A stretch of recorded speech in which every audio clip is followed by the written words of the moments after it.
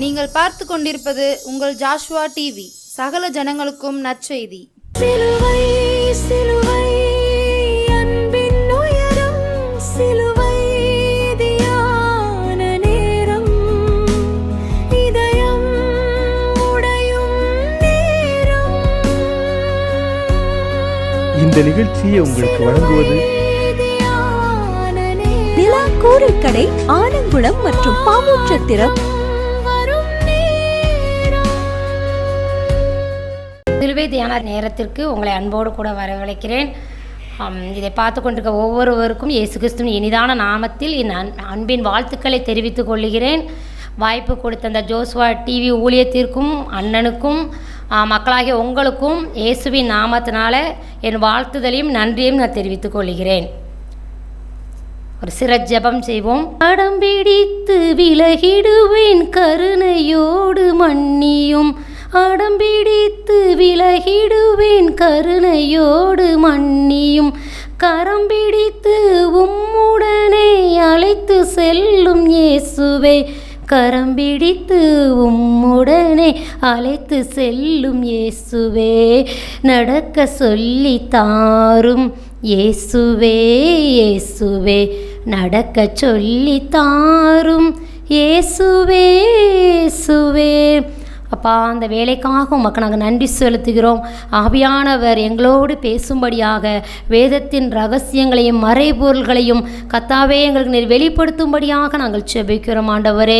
அப்பா, ஆம் தகப்பனே, பேசுகிறவர் நான் அல்ல, பிதாவின் ஆவியானவரே உங்களிலிருந்து பேசுகிறவர் சொன்னபடி தகப்பனே, நீர் அப்பா என்னை மறைத்து நீர் வெளிப்படும்படியாக செபிக்கிறேன். அப்படி நல்ல அந்த வேலைக்காக உமக்கு நாங்கள் நன்றி செலுத்துகிறோம். இந்த வார்த்தைகள் ஒவ்வொருவருக்கும் பிரயோஜனமாக இருக்கத்தக்கதான கிருபைகளை என் தேவனாகிய கர்த்தர் கொடுக்கும்படியாக செபிக்கிறேன். கர்த்தருக்கே மகிமை உண்டாவதாக. இயேசுவின் மூலம் செபிக்கிறேன் நல்ல பிதாவே, ஆமேன். நமக்கு இன்றைக்கு தியானிக்கும்படியாக கொடுக்கப்பட்ட ஒரு தலைப்பு என்னதுன்னு பார்த்தீங்கன்னா, இயேசுவோடு நட, இயேசுவோடு நட அப்படின்னு சொல்லி நமக்கு இன்றைக்கி ஒரு தலைப்பு கொடுத்துருக்குறாங்க. இன்றைக்கி நம்ம உலகத்தில் யாரோடு நடக்கிறோம், யார் கூட நடக்கிறோம் அப்படின்னு பார்க்குறோம் போது, இன்றைக்கி தேவன் நம்மளை எதற்காக அழைத்திருக்கிறார்? தேவன் அவரோடு நம்ம நடக்கிறதற்காக நம்மளை அழைத்திருக்கிறார். எப்படி அவரோடு நம்ம நடக்கணும், நம்ம எப்படி அவரோடு நடக்கணும் அப்படின்னு சொல்லி நம்ம பார்க்கும்போது, நம்ம நடக்கும்போது நம்ம நிழல் எப்படி நம்ம கூடவே வருமோ அதே போல் என்ன செய்கிறார், தேவனோடு நம்ம சஞ்சரிக்கும் போது, தேவனோடு நம்ம உறவாடும்போது, வேதத்தை வாசிக்கும்போது, ஜெபிக்கும்போது நாம் தேவனோடு நடக்கிறவர்களாக நாம் மாறுகிறோம். ஹல்லேலூயா, ஹல்லேலூயா. நாம் முதலாவது இயேசுவோடு நடக்க நாம் என்ன செய்ய வேண்டும் என்று சொல்லி பார்க்கும்போது, முதலாவது தேவன் நம்மகிட்ட எதிர்பார்க்கிறது என்ன காரியம்? ஜெபிக்க வேண்டும். தேவன் வனாந்திரமான ஒரு இடத்துல போய் தனியே ஜெபித்தார். ஏன்? பிதாவோடு எப்பொழுதும் நடக்க வேண்டும் என்ற ஒரு காரியத்திற்காக தேவன் என்ன செய்தார்? எப்போதும் தனியே போய் ஜெபித்தார். இன்றைக்கு நாமளும் முதலாவது என்ன செய்ய வேண்டும்? ஜெபிக்கிறவர்களாக மாறும்போது இயேசுவோடு நடக்கிறவர்களாக நாமும் மாறுகிறோம். ஹல்லேலூயா, ஹல்லேலூயா. அடுத்தது பார்க்கும்போது, வசனங்களை தியானிக்கும் போது, வேதத்தை நம்மை வாசிக்கும் போது நாம் தேவனோடு நடக்கிறவர்களாக மாறுகிறோம். ஹல்லேலூயா. அந்த வேதத்தில் இருக்க எல்லா ரகசியங்களையும் நாம் எப்படி கற்றுக்கொள்ள முடியும்? தேவனோடு நடக்கணும். வேதத்தில் இருக்க நீ இரவும் பகலும் வேதத்தில் பிரியமாயிருந்து அதை தியானிக்கிற மனுஷன் பாக்கியவான் என்று சொல்லப்பட்டது போல நம்ம என்ன செய்யணும்? இரவும் பகலும் அதில் பிரியமாயிருக்கும் போது இயேசுவோடு நம்ம நடக்கிறோம். ஹல்லேலூயா. அதே போல வாலிபர்களுக்கு தேவன் என்ன சொல்லுகிறார்? வாலிபன் தன் வழியை எதினால் சுத்தம் பண்ணுவான், உடைய வசனத்தின்படி தன்னை காத்து கொள்கிறதினால் தானே சொல்லப்பட்டது போல, வசனங்களை தியானிக்கிறவர்களாக, வசனத்தின்படி நடக்கிறவர்களாக, வசனத்தை கை கொள்ளுகிறவர்களாக நம்ம மாறும்போது நாமும் இயேசுவோடு என்ன செய்கிறோம்? நடக்கிறவர்களாக மாறுகிறோம். ஹல்லேலூயா, ஹல்லேலூயா. ஒரு வசனத்தை வாசிக்கலாம். லூக்கா 15ஆம் அதிகாரம் அதில் 6வது வசனத்தில் போடப்பட்டிருக்குது. வீட்டுக்கு வந்து சிநேகிதரையும் அயலகத்தாரையும் கூட வரவழைத்து, காணாமற் போன என் ஆட்டை கண்டுபிடித்தேன், என்னோடு கூட சந்தோஷப்படுங்கள் என்பான் அல்லவா.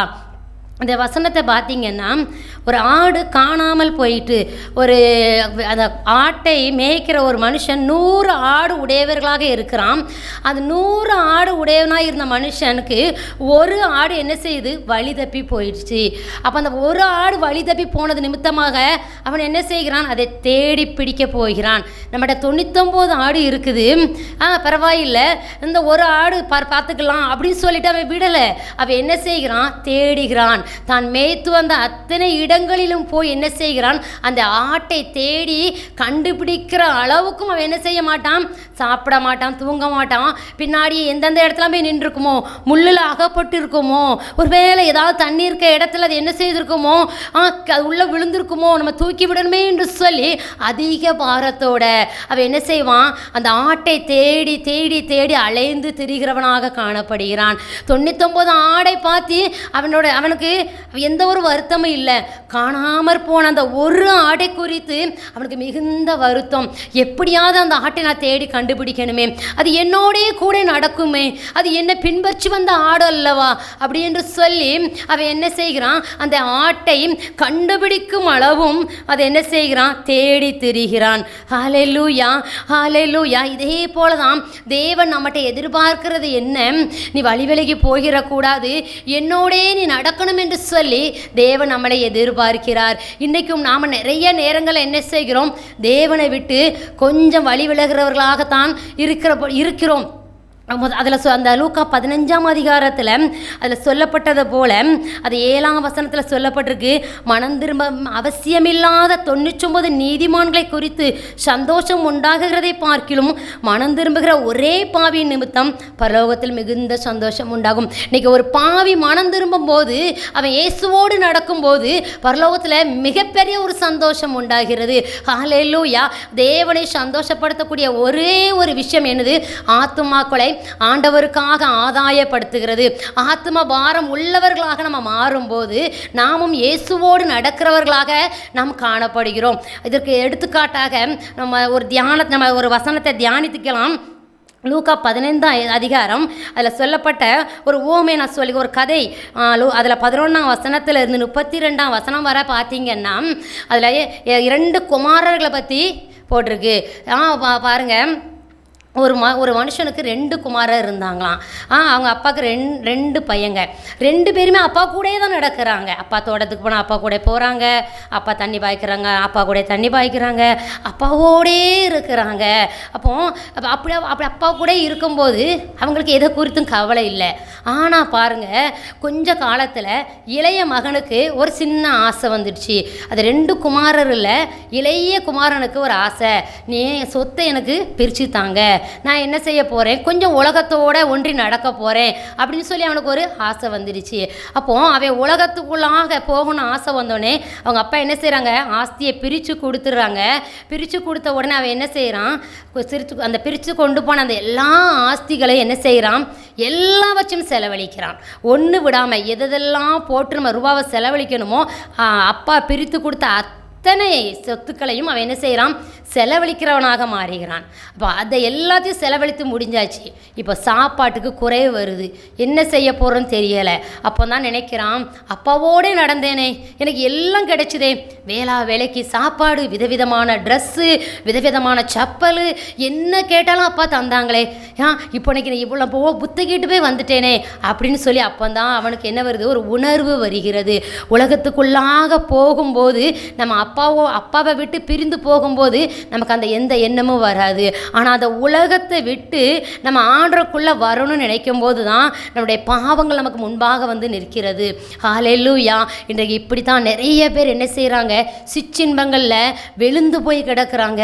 உலகத்துக்குள்ளே கொஞ்சம் போயிட்டு வருமேன்னு சொல்லி உலகத்துக்குள்ளே போய் தங்களை கரைப்படுத்தி கொள்ளக்கூடிய அநேகர் இன்னைக்கு இருக்கிறாங்க. பாருங்கள், இந்த 2ஆம் அந்த குமாரனும் அப்படியே தான் எல்லாவற்றையும் எல்லாவற்றையும் என்ன செய்கிறான், செலவழித்து போட்டு கையில் ஒரு பைசா கூட இல்லாமல், சாப்பிட்றதுக்கு வழி இல்லாமல், நல்ல வஸ்திரம் இல்லாமல் என்ன செய்கிறான், நம்ம அப்பாட்ட திரும்பி போவோம், திரும்பி போய் ஒரு வேலைக்காரில் ஒருவனை போல் நம்ம வச்சுக்கிடுவாரே அப்பா நம்ம அப்படின்னு சொல்லிட்டு என்ன செய்கிறான், திரும்பி வருகிறான், அப்பாவை தேடி திரும்பி வருகிறான். இதே போல தான் அன்னைக்கு நிறைய பேர் என்ன செய்கிறாங்க, வழி விலகி போய் இயேசுவோடு நடக்க பிரியம் இல்லாமல் என்ன செய்கிறாங்க, அப்பா இங்கே தான் அதிக பேர் இருக்கிறாங்க, நான் இவங்க கூட போகிறேன் என்று சொல்லி அநேகரை பின்பற்றுகிறவர்களாக இன்னைக்கு மாறி போயிட்டாங்க. இந்த இளைய குமாரனும் அப்படி தான் எல்லாவற்றையும் இழந்து திரும்ப அப்பாவை தேடி வருகிறான். அப்பாவுக்கு ஒரே சந்தோஷம், என் பையன் வந்து விட்டானே என்று சொல்லி தூரத்தில் வரும்போதே அவனை அப்பா என்ன செய்கிறாங்க, கட்டி பிடித்து அணைத்து முத்தம் கொடுக்கிறார். ஹல்லேலூயா, ஹல்லேலூயா, என் மகன் காணாமல் போனான், என் மகன் திரும்பவும் காணப்பட்டான் என்று சொல்லி என்னோட சந்தோஷப்படுங்கள் என்று சொல்லி அவனுக்கு பெரிய ஒரு சந்தோஷம் அந்த தகப்பனுக்கு. என்ன சொல்லுகிறார், விலையுயர்ந்த வஸ்திரங்களை தன் பையனுக்கு தரிக்கிறாங்க, மோதிரத்தை கொடுக்குறாங்க, சப்பலை விலையுயர்ந்த சப்பலை போடுறாங்க. என் பையன் வந்துட்டான், நீங்கள் நல்ல ஒரு கன்றை என்ன செய்யுங்க, அடித்து சமைங்கன்னு சொல்லி சமைக்க வைக்கிறாங்க. வீட்டில் ஒரு பெரிய ஒரு கீத சத்தம், ஒரு பெரிய சத்தம், ஒரு ஆர்ப்பாட்டம், சந்தோஷம், மகிழ்ச்சி வீடு நிறைய காணப்படுகிறது. இப்படி எதனால் காணப்படுகிறது, திரும்பி வந்த மகனை குறித்து. இப்பொழுது நம்மளும் அப்படி தான், ஒருவேளை நம்மளும் பின்வாங்கி போகிறவராக இருந்தோம்னா திரும்பி வரும்போது இயேசு நம்மளை அன்போடு கரம் விரித்து அழைக்கிறவராக இருக்கிறார். ஹல்லேலூயா, ஹல்லேலூயா. பாருங்கள், இது ஒருத்தங்க சொன்ன கதை தான். அதாவது ஒரு ஈட்டை ஒரு அம்மா சொன்னிச்சான். அது என்ன சொன்னதான், நீ எல்லாரும் அந்த பேப்பரில் என்ன செய்கிறாங்க, அந்த பேப்பர்கிட்ட போவாங்க, ஆனால் நீ அந்த பேப்பர்கிட்ட போகக்கூடாதுன்னு அம்மா ஸ்ட்ரிக்டாக சொல்லியிருந்தாங்களாம். அப்போ ஏன்னு கேள்வி அந்த பையன் கேட்டுச்சான். அப்போது உங்கள் அப்பாவும் அந்த பேப்பர்கிட்ட போனதுனால தான் அவங்க இறந்து போயிட்டாங்க அப்படின்னு சொல்லி அந்த அம்மா சொன்னாங்களாம். கொஞ்ச நாளில் அந்த அம்மாயும் இறந்து போயிட்டான். இப்போ அந்த மகன் மட்டும் இருக்குது. இப்போ அது என்ன நினைக்குது, அம்மா சொல்லிட்டாங்க அந்த இடத்துக்கு போகக்கூடாதுன்னு சொல்லி, ஆனால் இப்போ கண்டிக்கிறதுக்கு நம்மகிட்ட யாரும் இல்லை அப்படின்னு சொல்லிட்டு இந்த என்ன செஞ்சுதான் அந்த பேப்பர் கிட்ட லைட்டாக போயிட்டு ஓடியாந்துருமா. அப்போ அதுக்கு ஒரு சந்தோஷம், ஐயோ போயிட்டு வந்துட்டேன், நான் ஒன்றும் செய்யலையே, பிறகு ஏன் அம்மா போகக்கூடாதுன்னு சொன்னாங்க அப்படின்னு சொல்லிட்டு அப்படியே இருந்துச்சான். மறுபடியும் இன்னொரு நாள் கழிச்சு அதே மாதிரி அந்த பேப்பர் கிட்ட போகிட்டு அப்படியே வந்துடுச்சான். இப்படியா கொஞ்ச நாள் செய்யும்போது ஒரு நாள் அந்த பேப்பர் கிட்ட போன உடனே அதுக்கு தூக்கம் வந்துடுச்சு.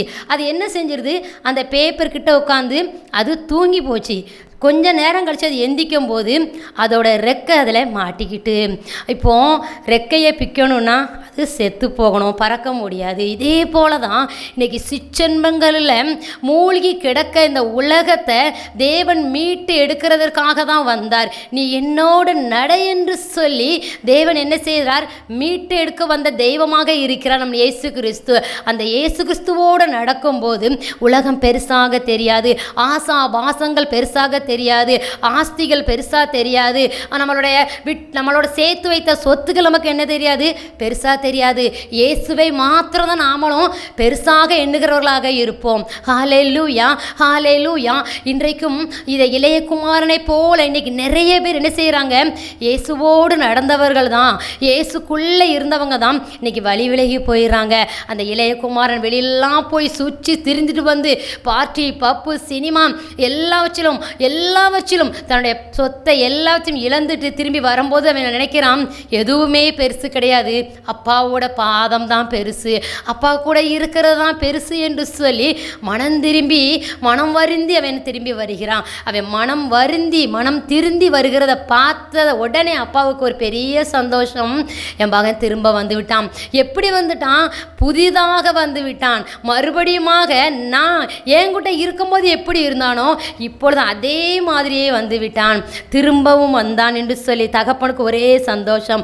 அப்பொழுதுதான் மூத்த குமாரன் கேட்குறாங்க, அப்பா நான் உங்கள் கூட இருந்தேன், எனக்கு பெரிய ட்ரெஸ் எல்லாம் நீங்கள் போடலை, எனக்கு இந்த மாதிரி சமையல் பண்ணி வைக்கலையேன்னு சொல்லி கேட்கும்போது அப்பா சொன்னாங்க, எப்போது நீ என் கூடவே இருந்த, என் கூட இருக்கிறதெல்லாம் உனக்கு தான்மான்னு சொல்லி சொன்னாங்க. இன்றைக்கி நம்ம இயேசுவோடு நடக்கும்போது, இயேசு கூடவே இருக்கும்போது இந்த உலகத்தில் இருக்க அத்தனையும் நமக்கு தேவன் தந்து நம்மளை வழிநடத்த ஒரு வல்லமை உள்ள தேவனாய் இருக்கிறார்.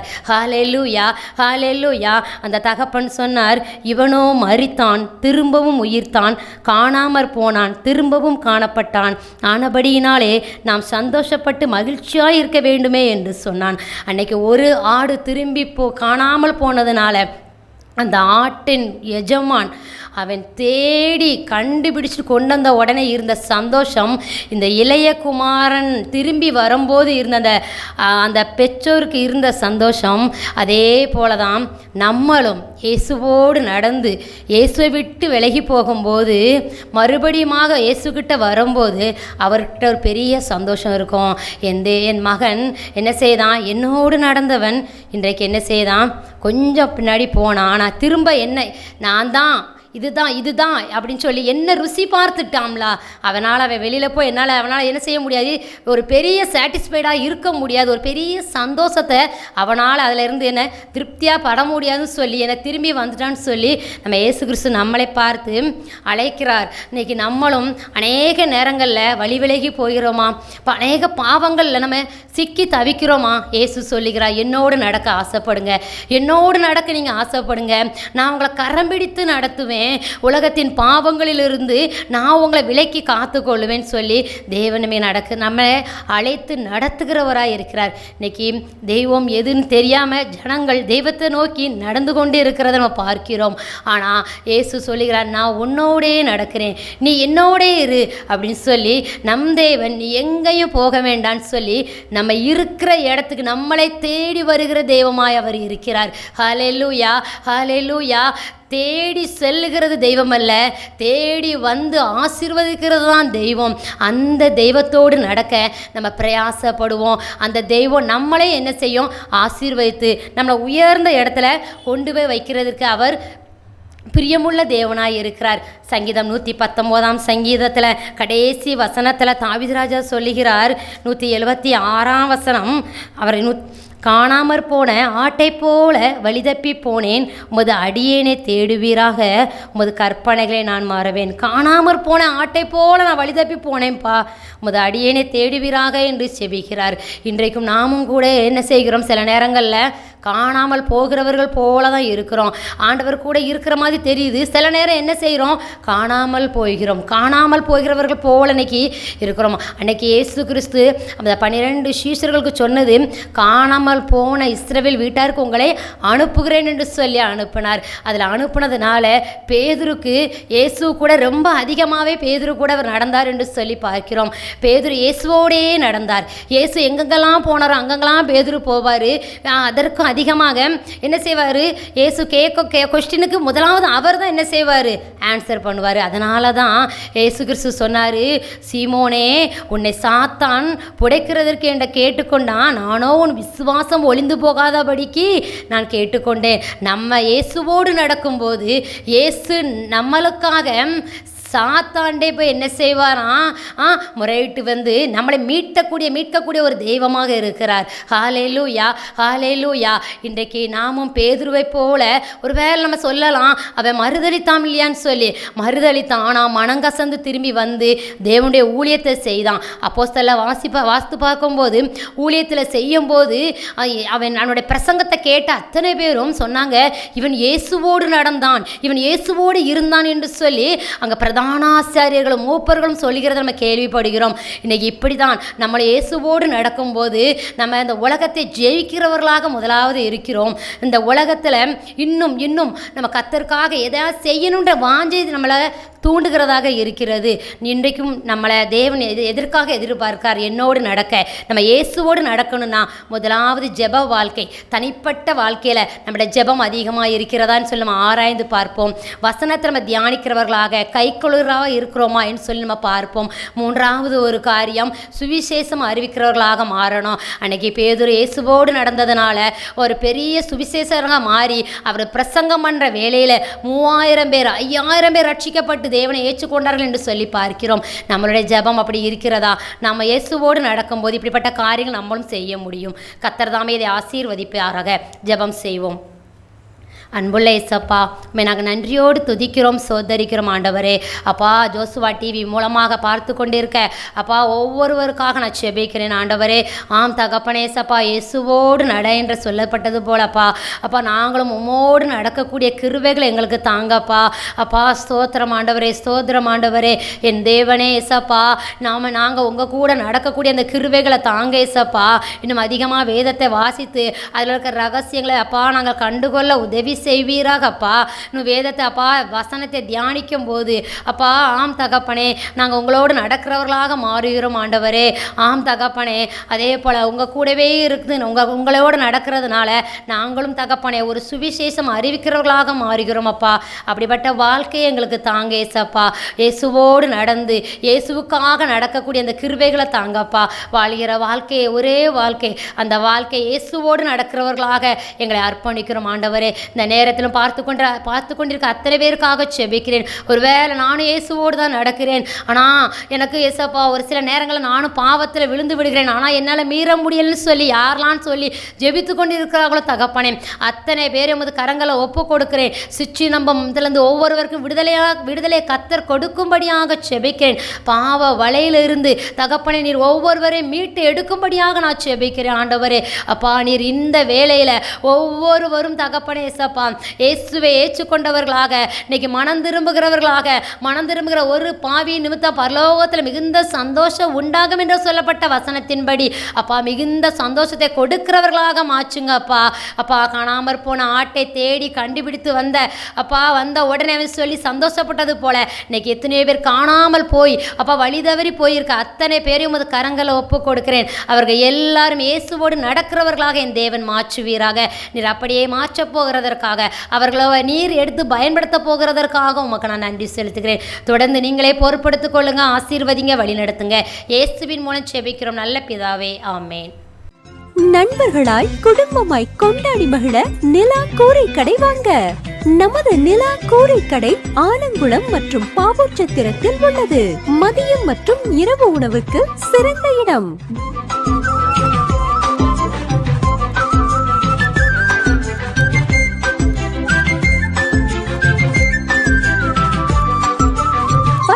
அருகில் பழைய சந்தை, பாவூர்சத்திரம் மற்றும் ஆலங்குளம் இந்தியன் வங்கி கீழ்ப்புறம். சீரக சம்பா மட்டன் மற்றும் சிக்கன் பக்கெட் பிரியாணி கிடைக்கும். உங்கள் எல்லா சுப நிகழ்ச்சிகளுக்கு ஆர்டரின் பெயரில் சிறந்த முறையில் உணவுகள் செய்து கொடுக்கிறோம். நிலா கூரை கடை ஆலங்குளம் மற்றும் பாவூர்சத்திரம்.